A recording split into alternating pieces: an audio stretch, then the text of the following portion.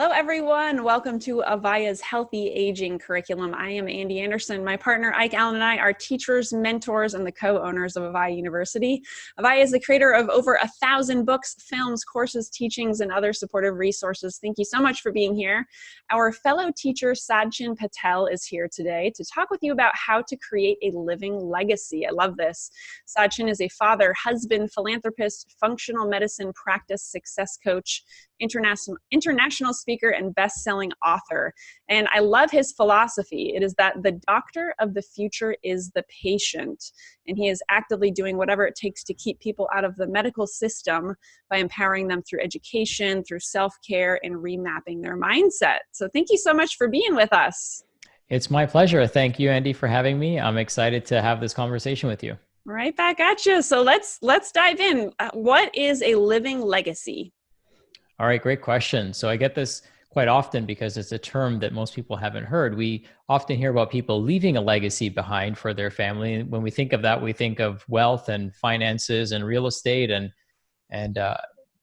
stuff that we may or may not want, right? Now, a living legacy is what you have to give to your family now in this moment, and really that's the most important moment, right? You want to see your family happy. You want to see them healthy. You want to see them wealthy. You want to see them having an abundant and amazing life, which is what I believe we're all capable of, and we're all destined to if we seek it. And so my goal and my objective, the moment I became a father, my perspective on things changed a little bit. My son is now 9, which means my job is done raising him, because the subconscious mind really forms between the age of 0 and 8.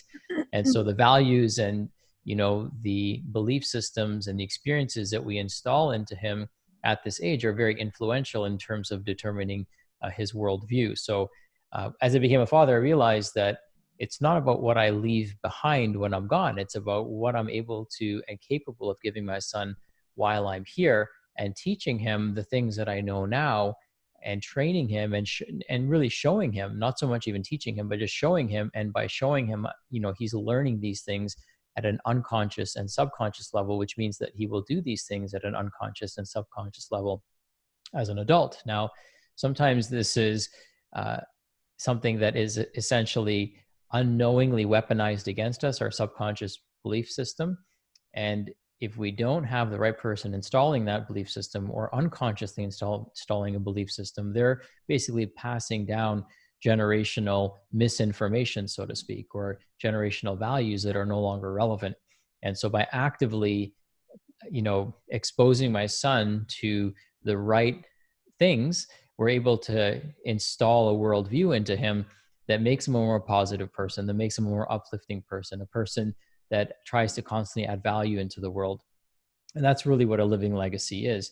Now, one of the things that makes me really upset as a, now retired practitioner is people would come into us and nobody had talked to them about how to be healthy their entire life. So somebody comes in and they're in their 50s, and you're kind of shocked that they even made it this far, given all the things that they've done right or wrong, and things that have happened to them. Of course, that's always part of life.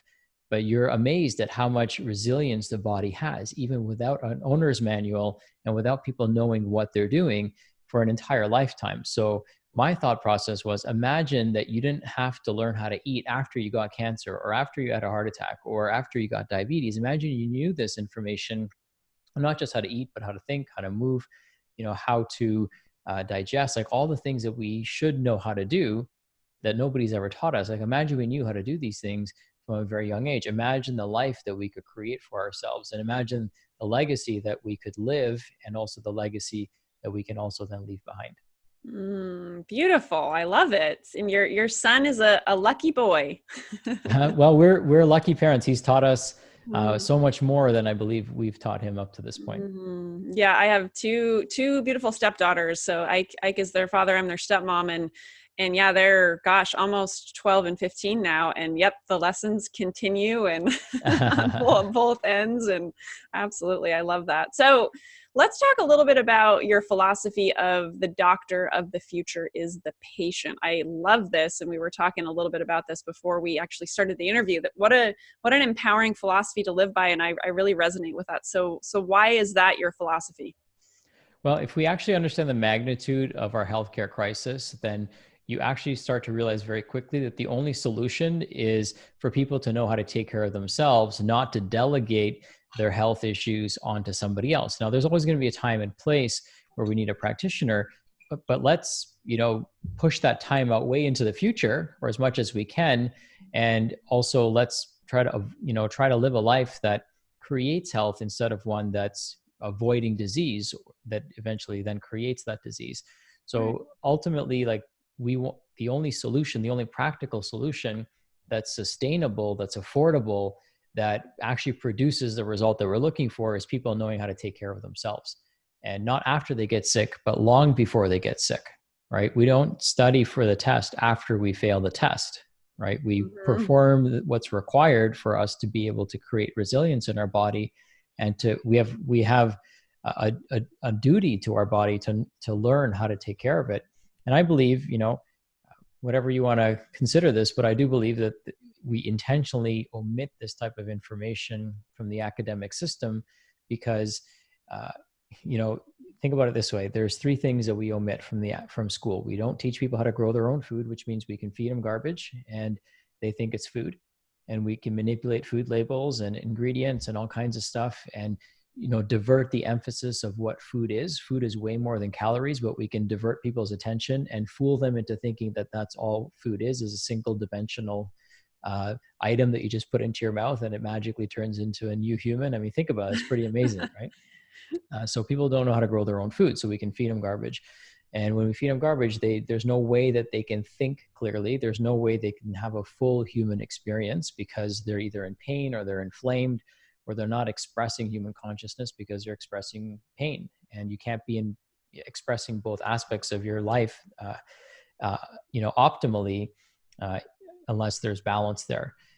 And so a lot of times people, what we really need to know is we have to learn how to identify what food is, what real food is. We have to learn how to take care of our health, and we have to learn how to take care of our finances. And these are the things they don't teach in our academic system. And it so happens that these are the most profitable industries in the entire world, right? Right.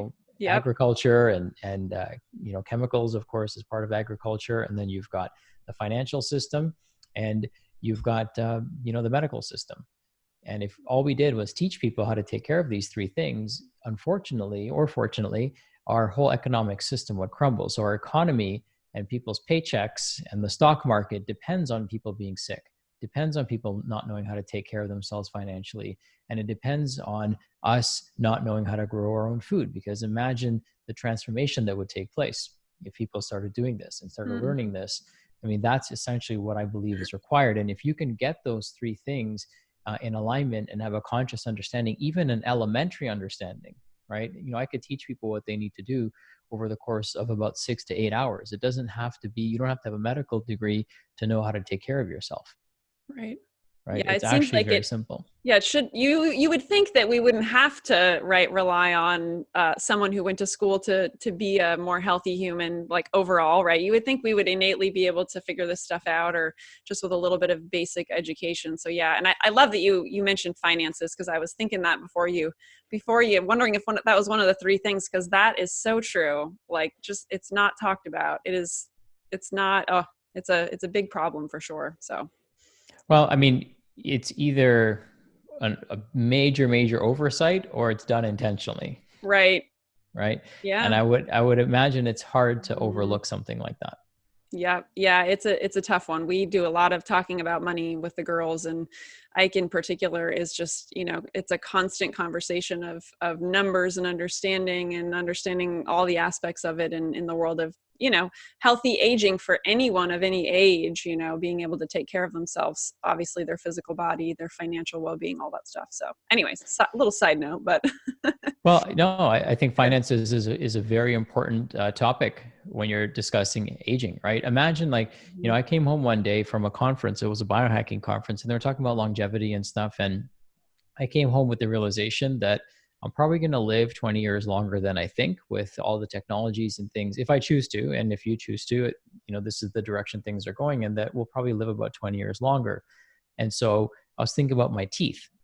And, I don't have any cavities, so I've been very fortunate, but how would I brush my teeth even just a little bit differently if I knew that they had to last 20 years longer? How Mm-hmm. would I take care of my brain a little bit differently if I knew it had to last a little bit longer? Well, how would I take care of my finances if I knew I was going to live 20 years longer? Because it's Mm-hmm. not just your health you're going to need money as well. And I would imagine that with the rate of inflation, you're going to need more money in the future than you need now. And I would imagine that if you're living an abundant and awesome and fun-filled and loving life, that you're going to want to travel, you're going to want to see places, you're going to want to do things, and you're going to want to take your spouse or your kids or grandkids out to fun places that they want to go to or you want to go to. So, finances is a very important part of healthy aging, and of course, a lot of people's stress comes from poor health, which leads to poor finances, and it's just this vicious cycle that people get themselves into. Mm-hmm. Absolutely. So, going back to optimal health, like what is the framework for optimal health in your work? Well, I think the main thing, especially again in the context of aging, is happiness. So you're you have to be happy in order to even want to create a longer life, right? So Right. there's no point in living to 120 if you're not happy, right? If you're a miserable person, that's almost like a death sentence, right? It's not actually something that's desirable. So ultimately, the first thing you want to ask yourself is, am I happy? Am I doing things on a daily basis that make me happy? Because it's only when you're happy that you're going to be in a state of healing and repair and regeneration. When you're upset or when you're sad or when you're stressed out, you're actually in a degenerating state because you're in what we call a catabolic state, which means you're breaking down tissue as opposed to building and repairing and restoring it. Most people, because of their fight or flight response, are in this perpetual state of either chronic or acute stress. And because of that chronic or acute stress, they essentially take their system out of a healing state. So if you ever watch animals in nature, not on TV, but in nature, you'll see that they're just sitting around most of the day. They're not doing anything. If you look at the lions, they're just like, you would think that they're just super lazy, right? They don't even move, and the food is like thrown at them basically Mm-hmm. because they're very parasympathetic, and that parasympathetic state allows their nervous system to be in a state of healing and repair of every single cell, organ, and tissue in their body. So the framework for health is really starts with happiness, which keeps us in a state of being more parasympathetic, more relaxed, more happy. And that keeps us in a state where our body is regenerating, restoring, reproducing, cells are replicating, but also the cells are getting the signals to create more health and repair in the body. This also leads to better sleep. It leads to better joint repair, better digestive repair, better immune system balance. So all of these things are very, very closely connected to one another. So there's this butterfly effect that takes place from simply that question of, are you happy or not? Because if you're not, then you're just not going to fully express health the way we have the capability of doing. And so for some people, when we talk about happiness, happiness can come from a variety of different things. It can come from relationships. It can come from being present. It can come from hanging out with their kids or doing something that they actually love doing, something that brings them stillness, something that quiets their mind, something that lifts them and brings them joy is something that's going to make them happier and in turn, as a result of that, healthier. Now, some people might say, is it really that simple? The answer is yes, it really is that simple. And that's the beauty of it, right? If it was some really, really complicated framework, then nobody would be able to do it. So ultimately, if you want to be healthy, it starts by doing things that make you happy. And that also means that you've got to get rid of the things in your life that make you unhappy. So it could be people, it could be relationships, it could be a job. Some of the best results we've ever gotten with clients is when they quit their jobs because their jobs were out of alignment with their values. And so when you're in an environment that doesn't vibe with you, that incoherence in vibration eventually leads to sickness. Okay. This is one of the reasons a lot of healthcare practitioners get sick. It's because they are misaligned with their own personal values and their practice values. The things that they're required to say to patients are different than what they would tell a family member. And that misalignment of values creates an incoherence in their body, which then eventually leads to chronic disease and in many cases, heart disease. So this is very important and very overlooked, but it's very simple. And, there's overwhelming evidence that can actually prove this. So, people might be wondering, where is the evidence for this? They want to see that. There's actually 25 years of evidence that shows using a device called HeartMath. So the HeartMath Institute has done this research that if the body stays in a state of coherence, then the nervous system is sending and perpetuating signal of repair, regeneration, restoration in the body, not to just one organ, but every single organ in the body. If the opposite is true, which it is, and the person's in a sympathetic dominant state, then the hormones are signaling the body to be prepared for fight or flight. And so there's a different set of systems that become activated and deactivated. So for example, we hear all the rage about detoxification. And so detoxification is, in the beginning of the year, it's a popular thing for people to do, or they do it quarterly, or they do it, whenever they feel like, hey, I need to kind of change the oil, so to speak. And so let me give you a fun fact. When somebody is at rest, they're sending about 50% of their blood flow to their liver and kidneys. 50%. So half of your blood goes to your liver and kidneys when you're in a state of relaxation or in what we call a parasympathetic state. When you're in a fight or flight state, only 5% of your blood goes to your liver and kidneys. So if I want to get somebody to improve their detoxification, do I give them a shake and a bunch of pills, or do I get them to be more parasympathetic so I can actually send more blood to that organ? I can provide more nutrition to that organ. I can get that organ to do its job better, and I can also get that organ to repair better. In order for me to do that, I have to be able to send blood to it. And if I'm sympathetic dominant all the time, I'm not doing that. So the majority of the day, instead of my blood going to my trunk organs to digest my food, to support my immune system, to support my liver and my kidneys and my reproductive organs, and that important process of replacing the entire digestive lining every 3 days, if I'm not sending blood to those organs as much as I need to, they're not going to heal and repair. So we're going to live in this chronic state of deficit. So each day, that light's going to get a little bit dimmer and a little bit dimmer and a little bit dimmer until there's no more light. And that's when people's entire health crumbles.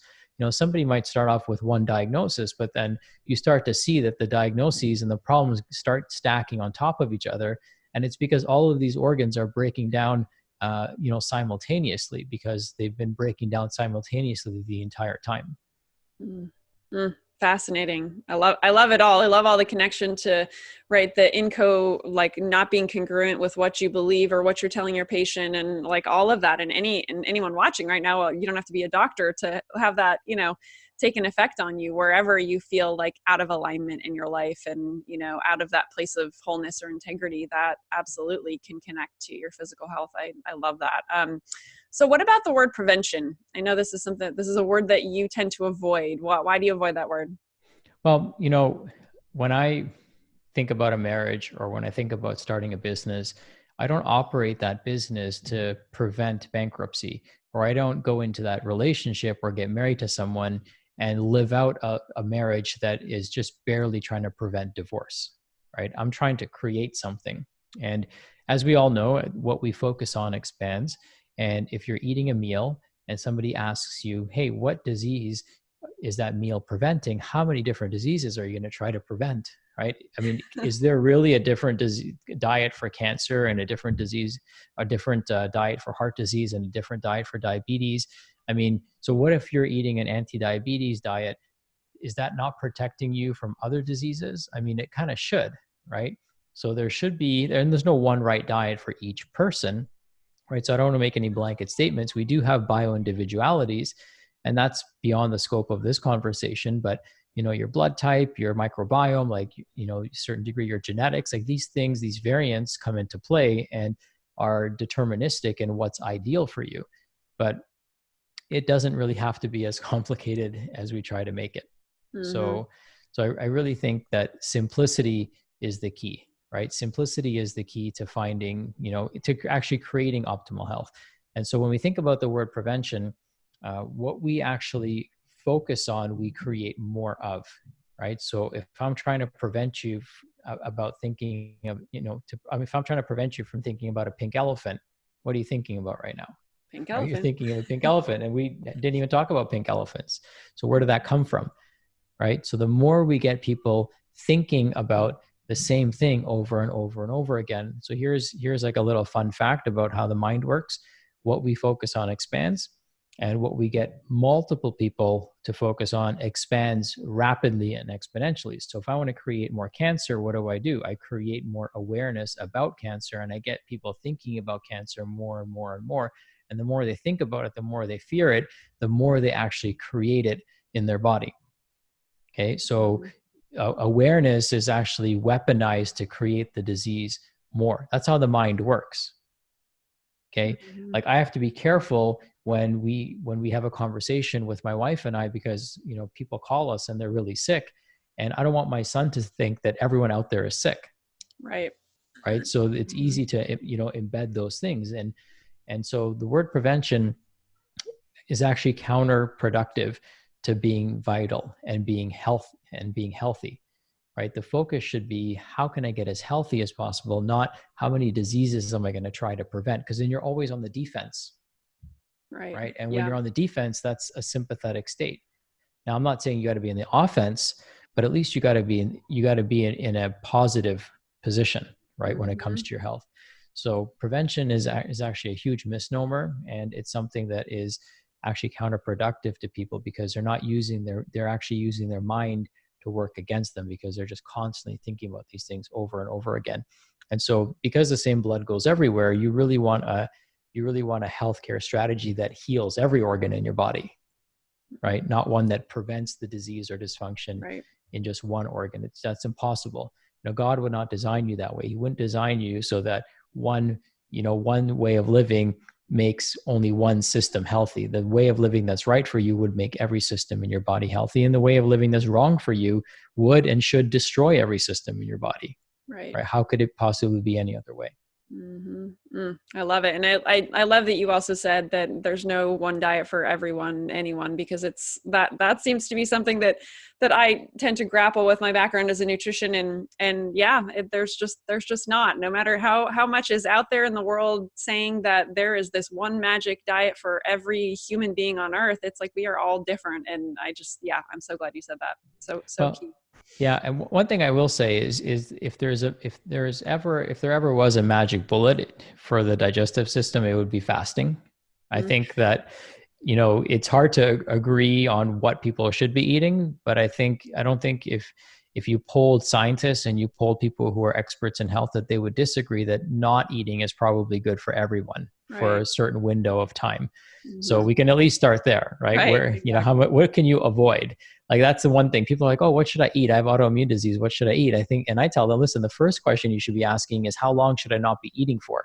Because the only thing that triggers your immune system over and over again is food. So every time you put food in your body has to create an immune response. It's like the border is flooded with, people who are trying to cross it. And now you've got all this traffic there. So you're creating all of this load on your system. If you just stop eating, then it's actually going to give that system a chance to heal and repair and regenerate and have an appropriate response, instead of having this overreactive response all the time. Love it. Little side note. Yeah, no, that's great. I love that. So what do you think is the most important thing that someone can do to age well? I think an important thing is sleep. It's very overlooked. It's not super sexy. The TV's calling us, the phone's calling us, movies are calling us, Netflix. Like, there's all these things that are grasping for our attention. And of course, those things were grasping for our attention during the day. So we may not have gotten all our work done. So we might even be in front of our computer towards the end of the day. And so the easiest thing that we can do the thing that gets us into the deepest state of being parasympathetic is sleep, right? Because you're literally doing nothing. There's no reason for blood to go to your arms and legs. Nothing's chasing you. There's no new emails coming in. The deadline is, you're sleeping, so you don't even think about the deadline. Of course, some people are, so their sleep is broken, but you're in the most healing state when you're sleeping. So if we can do more of that, the faster you're going to heal.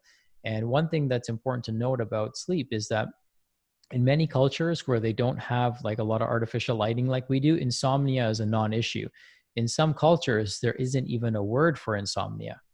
So think about that. That's pretty trippy when you think about it, right? And we've got all kinds of stuff for insomnia in this culture. So when Edison invented the light bulb and it became mainstream, the average person went from sleeping about 10 hours a night to sleeping about 7 hours a night. Now, you think about those 3 hours that we lose that are deep healing and regenerative hours. we're not filling those hours now with, meditation and yoga and drum circles and chanting, Right. and self-care. We're filling it with more sympathetic dominance. So we're losing those 3 hours of repair, and we're adding 3 hours of, potential stress on our system. And that's extremely counterproductive to healthy aging.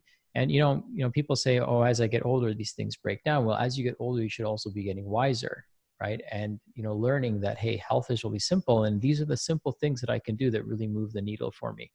And so sleep is one of those things that is overlooked. It's free. It doesn't cost you anything. Right. And it has a profound effect on your health. I love it. Awesome. So one more question, I guess, what would you say the most important question that you ask your clients is? Well, the first question I would say, and I alluded to it a little bit earlier, is, are you happy? Because if you're not happy, then we need to figure that out first. Because if I help you live 10 years longer, then you're not going to be very happy with me unless you're happy first. So we really got to figure that part out. And that makes getting healthy so much easier. If you've got tons of things to be grateful for, we kind of rewire our clients' brain. Sometimes they have tons of stuff to be grateful for. They're just, wired a little bit differently, right? We're wired.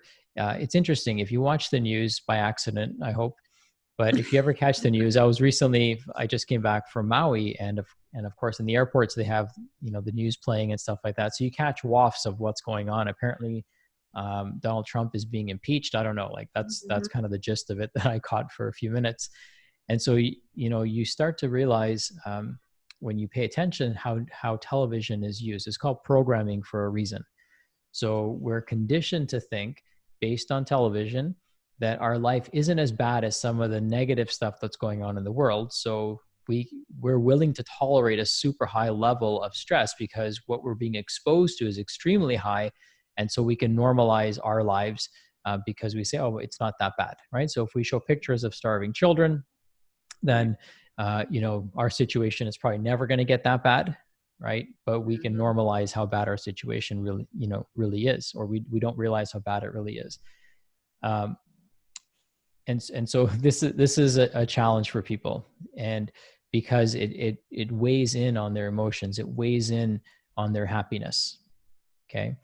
And we're also promised things that may not actually even be deliverables, right? So pharmaceutical companies are promising us solutions, but these come with major side effects. So a couple of things I want to know is, are you happy? Let's figure out if you are. And if you're not, let's figure out how we need to adjust, what we need to adjust your exposure to. Maybe you're watching too much television and it's painting a negative picture of the world, right? Maybe it's portraying things that make you look for more of those things in the world. And so one of the things that we work on is rewiring people's brain. We give them a gratitude journal. That's a big part of what we do. And over weeks, the brain rewires and starts looking for the positive in the world, same life, but we're looking for something a little bit different. And the other question I would ask people is, are they committed? Because, at the end of the day, it's not what I tell them that's valuable, it's what they do that's valuable. And that's why, one of the things we mentioned to our clients is that we get paid either way. The way you multiply your investment is by actually doing the work. And if you do the work, then this program will be worth infinite amount to you. But if you don't do the work, it'll be worthless. So if you're not committed, then this will be a waste of money. But if you are committed, then this could be the most valuable investment you've ever made in yourself and in your family. And not only to leave a legacy behind, but to live your legacy. Awesome. Excellent. Thank you. I love it. So speaking of programs and things that people could get involved in with you, like I know you have I think it's a free gift that you have for everybody. What could you share a little bit about that? And there's a button below that people can click on to go access that. Yeah, sure. Thanks, Andy. So we actually start by offering a free program to everybody, and it's called 30 Ways in 30 Days.